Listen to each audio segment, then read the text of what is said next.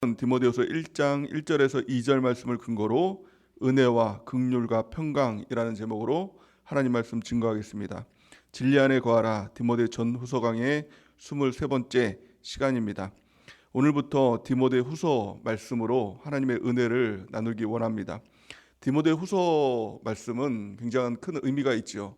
사도 바울이 많은 서신서를 썼는데 가장 첫 번째 쓴 서신서가 바로 갈라디아서입니다. 복음에 대해서 우리가 선포하고, 그리고 가장 마지막에 이제 천국 가기 전에 쓴 서신서가 바로 디모데 후서 말씀입니다. 어떻게 보면 바울의 유언과도 같은 말씀입니다. 특별히 믿음의 아들인 디모데에게 자신의 삶에 대해서, 또 자신의 신앙에 대해서 전수하고 있는 이 내용이 바로 디모데 후서 말씀입니다. 어떻게 보면 우리 가운데 가장 중요한 신앙의 핵심을 알려주는 성경이라고도 볼 수가 있습니다. 디모데후서의 말씀의 가장 핵심은 바른 교훈입니다. 그래서 바른 교훈을 지키고, 바른 교훈을 가르치고, 바른 교훈 안에 거하고, 바른 교훈을 전파하라라는 내용이 바로 이 디모데후서 말씀의 핵심이죠. 우리 신앙에 있어서 가장 중요한 것은 방향입니다. 열심보다 더 중요한 것은 방향이라는 말이 있죠. 방향이 틀리면 그 열심은 사실은 모든 것이 다 헛수고가 되는 것입니다. 예를 들어서 부산으로 향해야 되는데,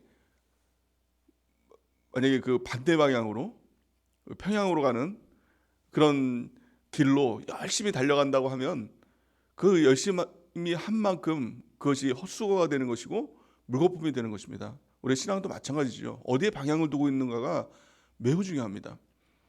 어떤 사람들은 이 땅에 방향을 두고 살아가죠. 또 심지어는 교회도 천국을 바라보지 못하는 교회가 있다면 이 땅만을 바라보게 되는 것입니다. 이 땅에서 가치 있는 삶, 또 영향력 있는 삶, 또 부유한 삶, 여기에 가치를 두고 살아가면 그 열심을 낸 만큼 하나님을 대적하는 것이 되는 것이죠. 하나님과 반대 방향으로 가는 결과를 낳게 된다는 것입니다. 바른 교훈이 중요합니다.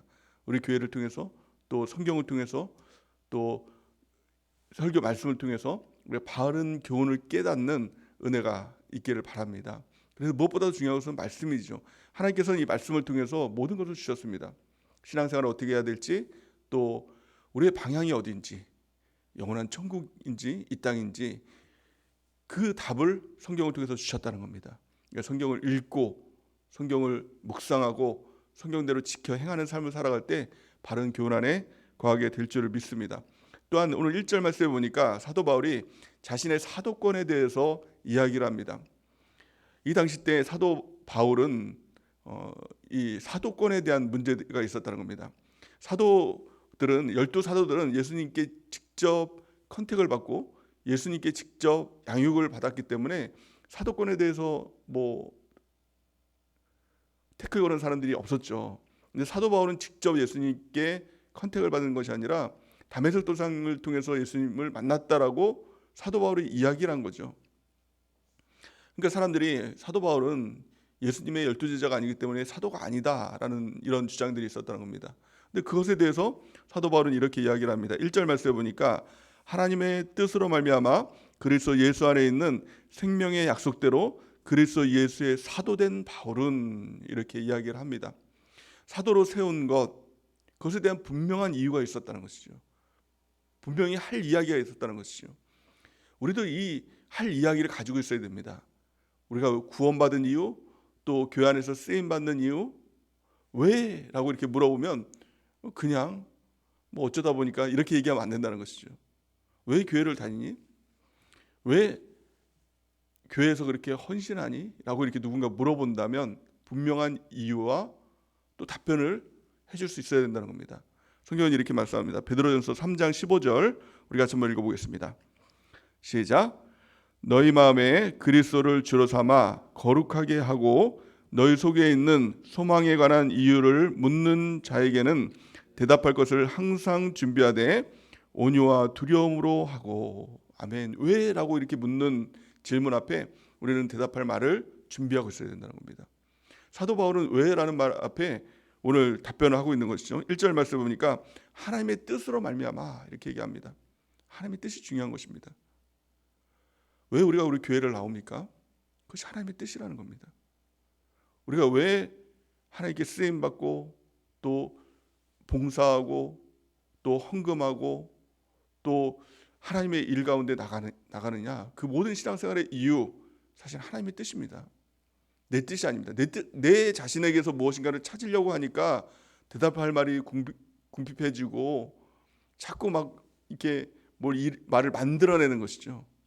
근데 분명한 건 하나예요. 하나님의 뜻입니다. 우리 구원의 이유가 어디에 있습니까? 내 뜻이 아니라 사실은 하나님의 뜻입니다. 하나님이 세상을 이처럼 사랑하사 독생자를 주셨으니 이는 저를 믿는 자마다 멸망하지 않고 영생을 얻게 하려 하심이니라.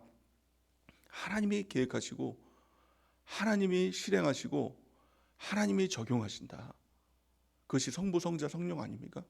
하나님의 뜻대로 내가 사도됐다. 하나님의 뜻대로 내가 구원받는다. 이 답을 우리가 가지고 있어야 된다는 것입니다. 또 두 번째는 그리스도 예수 안에 있는 생명의 약속대로라는 것입니다. 하나님의 뜻은 어디 있습니까? 생명의 약속 가운데 있는 것입니다. 생명의 약속이 무엇입니까? 그것이 바로 성경입니다. 성경대로예요. 우리의 구원 어디에 있습니까? 느닷없이 길 가다가 구원받은 건 아닙니다. 태초부터 하나님의 계획하심이 있었다. 무엇을 통해서 알 수 있습니까? 성경을 통해서. 성경에 다 기록해 놓으신 것입니다. 우리의 구원도 기록해 놓으셨고 우리의 자라남도 기록해 놓으셨고 우리가 자라나서 완성돼서 영원한 천국에 가는 것, 이것도 다 기록해 놓으신 것입니다. 그러게 우리가 만약에 천국문 앞에 섰을 때 누군가 지옥에 간다면 변명하고 핑계댈 이유가 없는 것입니다. 하나님은 미리 말씀하셨거든요. 성경을 통해서 말씀하셨거든요. 근데 문제는 무엇입니까? 성경을 읽지도 않고 하나님을 무시하고 하나님의 말씀을 무시하고 천국을 무시하고 살아가니 천국에 갈 수 없는 것이죠. 하나님을 경외한다면, 하나님을 믿는다면 우리가 하나님의 말씀을 붙들고 말씀을 읽고 말씀대로 지켜 행함을 통해서 천국길로 향하는 우리 모두가 되는 은혜가 넘치기를 바랍니다. 그럴 때 우리 주님께서 우리 가운데 내가 너를 안다 라고 말하면 천국입니다. 내가 너를 도무지 알지 못하겠다 라고 말하면 지옥입니다. 모든 것이 주님과의 관계 가운데 있다는 것을 우리는 알 수가 있는 것이죠. 예수님께서 말씀하십니다. 너희가 주여 주여 하는 자마다 하나님 나라에 들어갈 것이 아니라 다만 아버지 뜻대로 행하는 자라야 천국에 들어가리라. 하나님의 뜻이 무엇입니까? 우리가 그것을 알아야 되겠죠. 성경을 통해서 하나님의 뜻을 알고 그 뜻대로 살아가는 우리 모두가 되는 은혜가 넘치길 바랍니다. 두 번째로 사도 바울은 가장 중요한 세 가지를 이야기를 합니다. 이 세 가지는 사도 바울이 첫 번째 썼던 이 갈라디아서부터 모든 서신서 가운데 다 동일하게 기록해 놓은 이 세 가지입니다. 왜 이랬을까요? 왜 이 세 가지를 중요하게 여겼느냐? 이 세 가지가 너무 중요하기 때문에 구원에 있어서 하나님께 쓰임받음에 있어서 영원한 천국에 있어서 이 세 가지가 없으면 도무지 아무것도 할 수 없기 때문에 이 세 가지를 강조하고 처음부터 끝까지 강조하고 있는 것입니다. 갈라디아서부터 디모데후서까지 빠지지 않고 기록한 이 세 가지 우리 같이 한번 읽어볼까요? 2절 말씀입니다. 2절 말씀 시작. 사랑하는 아들 디모데에게 편지하노니 하나님 아버지와 그리스도 예수 우리 주께로부터 은혜와 긍휼과 평강이 내게 있을지어다. 아멘. 은혜와 긍휼과 평강, 이 세 가지가 없으면 구원 못 받습니다. 구원이 없습니다. 자라나지 못합니다. 완성되지 못합니다. 천국이 없습니다. 천국은 나로부터 시작하는 것이 아니라 하나님께로부터 시작한 것이죠. 이게 바로 은혜라는 단어입니다. 우리는 은혜로 구원받습니다. 내 노력으로, 나의 의로, 나의 결심으로 절대 한 사람도 그렇게 구원받는 사람이 없다는 것입니다. 오직 하나님의 은혜. 은혜가 무엇입니까? 원인이 나로부터 나오는 것이 아니라 하나님으로부터 나왔다. 우리는 구원이 무엇인지도 몰랐습니다. 우리는 천국도 무엇인지도 몰랐습니다. 믿지도 않았습니다. 근데 하나님의 시작으로 말미암아 내가 너를 구원하겠다라고 결심하신 하나님의 결심으로 말미암아 예수 그리스도를 이 땅에 보내주시고 또 우리를 찾아와 주시고 우리가 예수님을 믿도록 인도해 주신 것입니다. 믿음을 주시고 믿게 하시고 또 믿음의 길로 가도록 주님께서 계획하시고 인도하신다라는 것, 이것이 바로 은혜라는 것입니다. 성경은 이렇게 말씀합니다. 에베소서 2장 8절 우리 같이 한번 읽어보겠습니다. 시작. 너희는 그 은혜에 의하여 믿음으로 말미암아 구원을 받았으니 이것은 너희에게서 난 것이 아니요 하나님의 선물이라. 아멘. 구원은 나에게서 난 것이 아닙니다. 믿음은 나에게서 난 것이 아닙니다. 은혜는 나에게서 난 것이 아닙니다. 하나님께서 우리 가운데 주신 것입니다. 이것을 잃어버리면 구원을 상실합니다. 은혜를 잃어버리면 천국을 상실합니다. 내가 했다라고 하는 순간 사람의 마음이 강팍해지죠. 그래서 내가 무엇인가 하려고 하는 이런 시도들이 다 구원을 망치는 것입니다. 오직 하나님의 은혜, 주님 없으면 나는 구원받을 수 없습니다. 주님 없으면 나는 천국 갈 수 없습니다.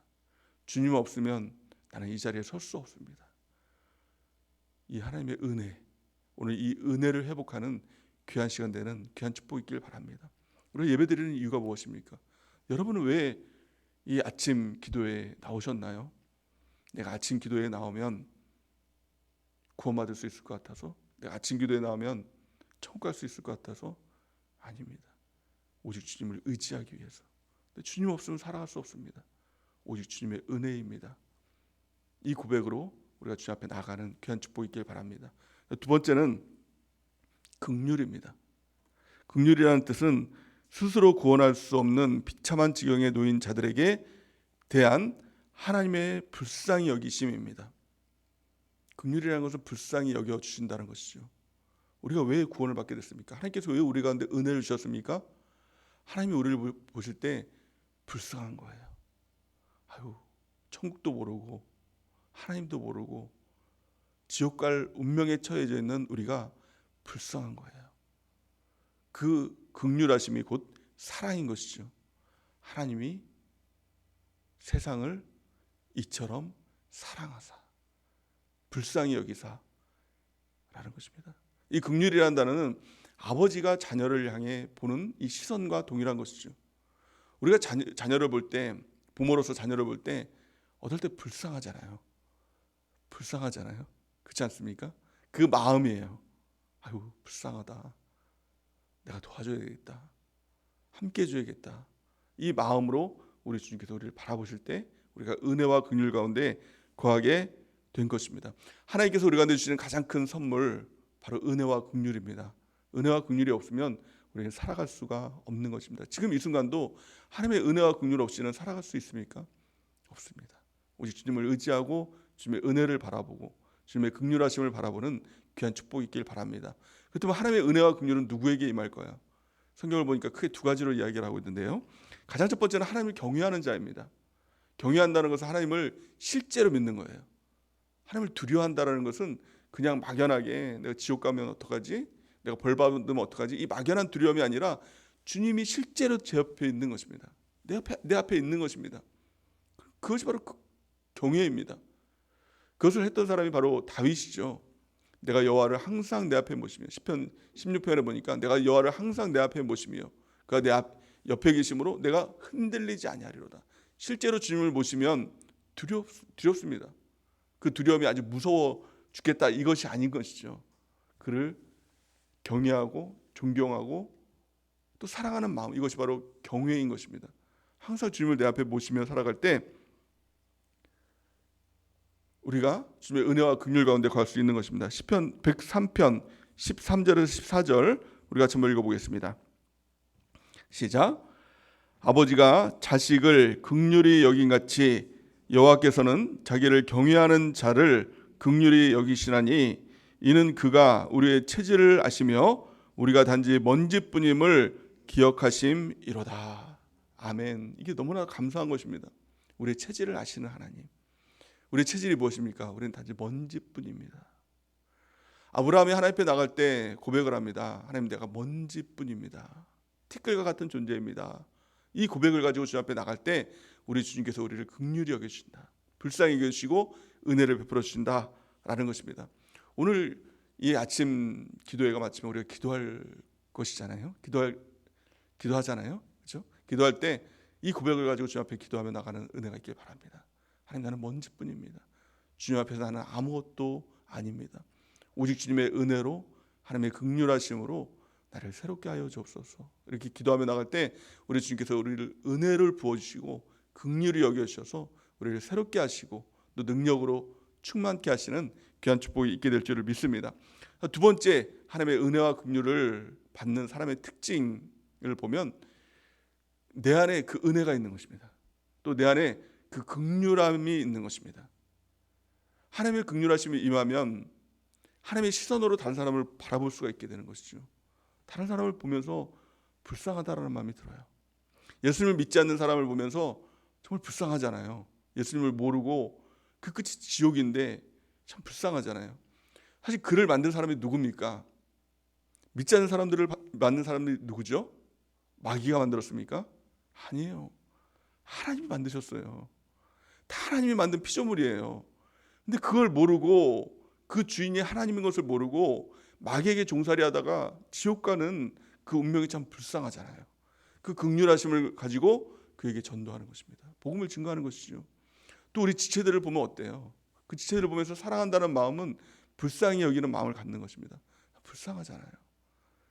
그렇지 않습니까? 근데 그 사람을 보면서 어떻게 욕을 하고, 어떻게 그 사람을 때리고, 어떻게 그 사람을 함부로 하고 무시하고 그렇게 할 수가 있겠습니까? 그건 정말 있을 수 없는 일이죠. 특별히 우리 교회 공동체 안의 지체라면 사랑하는 마음, 불쌍히 여기는 마음, 그 마음이 반드시 필요한 것입니다. 성경은 참 이런 말씀을 하죠. 마태복음 5장 7절에 보니까 긍휼히 여기는 자는 복이 있나니 그들이 긍휼히 여김을 받을 것이며, 이렇게 얘기합니다. 다른 사람을 불쌍히 여기면 하나님의 불쌍히 여기심, 긍휼하심이 우리 가운데 임하게 된다는 것입니다. 또한 무서운 말씀도 있습니다. 야고보서 2장 13절 우리 같이 한번 읽어볼까요? 시작. 긍휼이 행하지 아니하는 자에게는 긍휼 없는 심판이 있으리라. 긍휼은 심판을 이기고 자랑하느니라. 아멘. 다른 사람을 불쌍히 여기지 않고 긍휼히 여기지 않으면 어떻습니까? 하나님도 나를 긍휼히 여기지 않는다는 겁니다. 긍휼 없는 심판이 있으면 여러분들, 하나님 앞에서 우리가 온전한 사람이 누가 있겠어요? 다 부족함이 있잖아요. 연약함이 있고 죄도 있잖아요. 근데 그 주님께서 우리를 보면서 긍휼히 여기고 불쌍하다. 아이고, 네가 먼지뿐이구나. 이렇게 해야 우리 죄가 사함받고 또 허물도 덮음을 받는 것 아닙니까? 근데 만약에 내가 누구를 긍휼히 여기지 못하고 불쌍히 여기지 않는 그 마음이 있다면 하나님도 우리를 절대로 불쌍히 여기지 않고 긍휼히 여기지 않는다는 겁니다. 심판받는 것이죠. 영원한 지옥인 것이죠. 우리 마음에 이 긍휼의 마음을 구하는 은혜가 있길 바랍니다.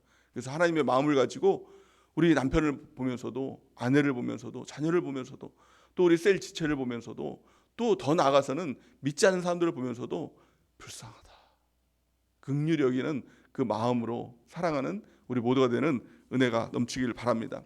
마지막 세 번째는 평강입니다. 이 평강이 임할 때 우리 담대해지죠. 평강이 임할 때 우리의 염려와 두려움과 이 불안들은 다 사라지는 것이죠. 요한계시록 21장에 보니까 두려워하는 자들은 둘째 사망에 이른다, 불못에 이른다, 지옥에 간다, 이렇게 말씀하고 있는 것이죠. 우리 마음에 이 두려움이 생기는 이유가 뭘까요? 이 두려움은 어떤 감정이 아니라 사실은 누군가 주시는 마음이라는 겁니다.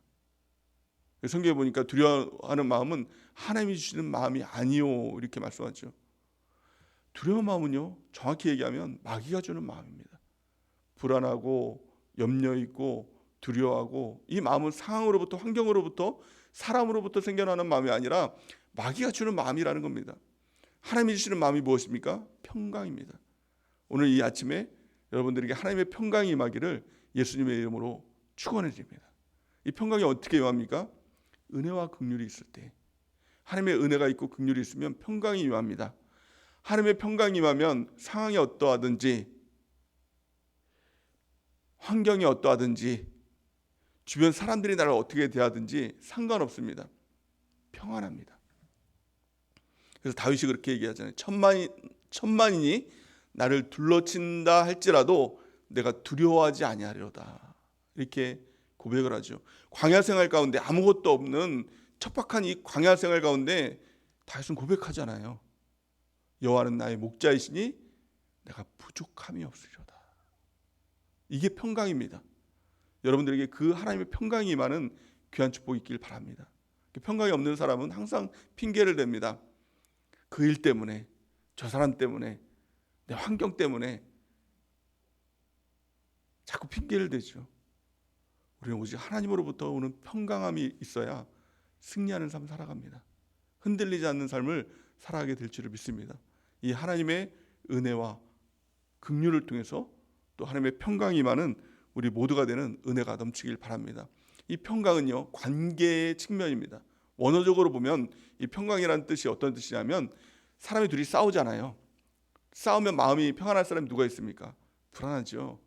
특별히 부부싸움 하면은 부부싸움하고 평강하다, 기쁘다 라고 할 사람이 없잖아요. 항상 그 마음에 이제 얹힌 것 같은 이 두려움이 있지 않습니까? 불안함이 있지 않습니까? 또 뭐 속쓰림이 있잖아요. 근데 싸우고 나서 이제 화해를 했습니다. 그러면 어떻습니까? 그냥 막힌 이 체증이 뻥 뚫어지잖아요. 평안해지잖아요. 이 평안이 바로 이 성경에서 말하는 샬롬, 이 평안입니다. 이 평안이 누구와의 관계 가운데 평안일까요? 하나님과 우리와의 관계에 막힌 이 채증이 뻥 뚫어지는, 성경에 보니까 막힌 담이 허물어지는 평안함이라고 성경 말씀하고 있죠. 예수님의 십자가의 그 은혜를 통해서 하나님과 우리 사이에 막힌 담이 허물어졌다는 겁니다. 이 막힌 담이 무엇입니까? 죄로 인해서 막힌 담. 평안이 없는 존재였죠. 근데 이것이 허물어짐을 통해서 하나님과의 관계가 열린 것, 이것이 평안함입니다. 평강입니다. 하나님과의 막힌 담이 허물어지고 나니 사람과 사람과의 막힌 담도 허물어진 것입니다. 평강의 관계가 된 것입니다. 신앙생활 한마디로 말하면 관계다라고 이렇게 말할 수가 있는 것이죠. 하나님과의 우리와의 관계가 평안해지는 것, 평강해지는 것, 이것이 바로 구원인 것입니다. 또 그를 통해서 다른 사람과의 관계가 평안해지는 것, 평강해지는 것, 이것이 바로 사랑인 것이죠. 하나님 사랑, 이웃 사랑, 이것이 바로 구원의 관계인 것입니다. 하나님과의 평강이 있어야 우리는 영원한 천국에 들어가게 될 줄을 믿습니다. 그러기에 우리가 집중해야 될 것은 하나님의 은혜와 긍휼하심이 있는가, 우리가 이것에 우리 마음을 들여다보고, 또 이것이 없다면 하나님의 은혜를 얻게 하여, 하나님의 긍휼하심을 얻게 하여 주님께 나가는 귀한 축복이 있길 바랍니다. 성경은 이렇게 말씀합니다. 히브리서 4장 16절 우리가 한번 읽어보겠습니다. 시작. 그러므로 우리는 긍휼하심을 받고 때를 따라 돕는 은혜를 얻기 위하여 은혜의 보좌 앞에 담대히 나아갈 것이니라. 아멘. 은혜의 보좌 앞에 담대히 나가는 은혜가 있길 바랍니다. 은혜와 긍휼은 관계적인 측면입니다. 또한 하나님과 나와의 관계가 멀어지면 내 안에 평강이 없는 것이죠. 불안하고 두렵고 왜 염려가 몰려옵니까?